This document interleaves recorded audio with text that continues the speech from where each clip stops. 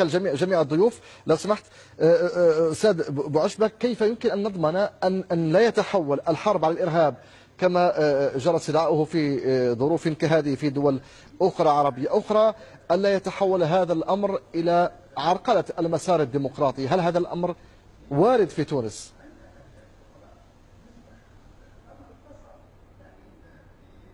محمد هنيد. نعم سيدي الكريم، نعم أسمعك. يعني هذا الأمر وارد في تونس وهو وارد جدا، وأعتقد أن الإشارات التي ظهرت في البداية هي نوع من محاولة للانقلاب على ثورات الربيع العربي جملة بفزاعة الإرهاب. رأينا ذلك في مصر، رأينا ذلك في سوريا حيث يذبح النظام هناك شعبه باسم مقاومة الإرهاب، رأينا ذلك في ليبيا وضع فزاعة الإرهاب لمنع الانتقال الديمقراطي.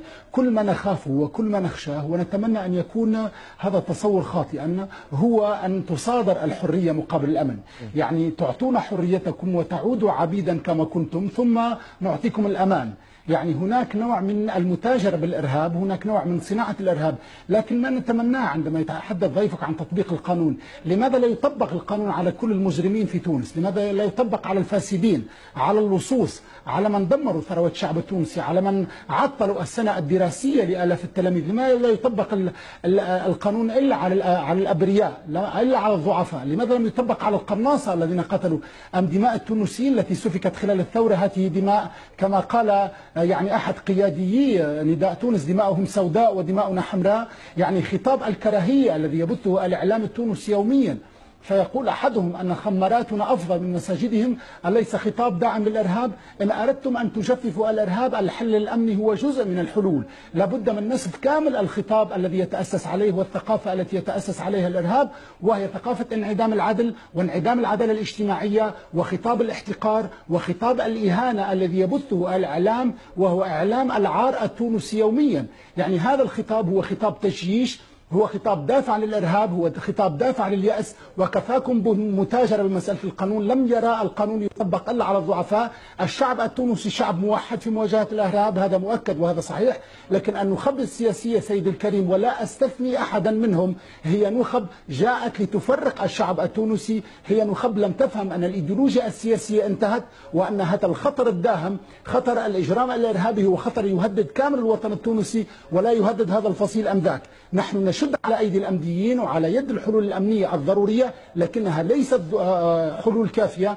لابد من مساعدة الأئمة والدعاة الوسطيين المسالمين الذين يمنعون من المنابر اليوم، لأن من يستطيع أن يجفف منابع الخطاب التكفيري الإرهابي هم هؤلاء دعاء الوسطية، أئمتنا، أئمة المذهب المالكي الذي يدعو دائما كما كان دائما إلى السلم وإلى السلم الاجتماعي. نقطة أخيرة أنهي بها سيدي الكريم: لا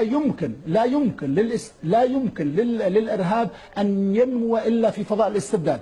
الإرهاب يموت في فضاء الحرية. الإرهاب لا يستطيع أن يعيش وأن يتنفس إلا داخل الاستبداد وداخل القمع وداخل التنكيل، لأنه يجد من الطرف الآخر من يموله.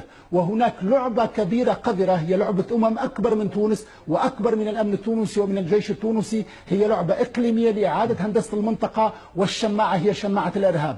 الهدف هو الانقضاض على الثورات العربية، هو القول للمواطن العربي أنك لا تصلح الديمقراطية، أنت إما أن ترضى بالعبودية وبالذل وأن ننهب ثرواتك وأن ننكل بك، وإما أن نجلب لك جماعة الإرهاب وجماعة الموت العابر للقارات. يعني هذا ما أشار إليه أيضا رئيس تركيا رجب طيب أردوغان حينما تحدث عن يعني مشروع سايكس بيكو جديد في المنطقة. وأسأل هنا أحمد قعلول، هناك نقاش الآن في البرلمان